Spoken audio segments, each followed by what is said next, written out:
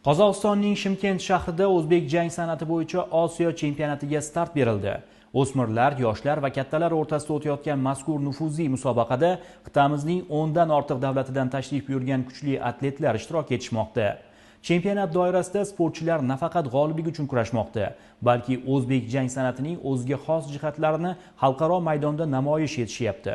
Mavzuni hamkasbim Raimboy Rajabov voqea joyidan davom ettiradi. Ayni daqiqalarda 14 ta davlatdan tashrif buyurgan 700 nafarga yaqin atletlar 7 ta yosh toifasida g'oliblik uchun bellashuvlarga kirishgan. Har bir bellashuv qiziqarli va murosasiz tarzda davom etyapti. Bellashuvlar oldidan musobaqa hakam va murabbiylari uchun seminar trening tashkil qilindi. Hakamlarga o'zbek jang san'atiga yangi kiritilgan musobaqa qoidalari bo'yicha tushunchalar berildi. Dastlabki bellashuvlarni 2017-2018 yillarda tug'ilgan yoshlar boshlab berishdi. Sportchilar jang kurash, temuriylar bellashuvi va ko'rgazmali chiqish yo'nalishida ishtirok etishmoqda. Har bir vazn toifasida bo'lib o'tayotgan uchrashuvlar murosasiz kurashlar ostida davom etyapti.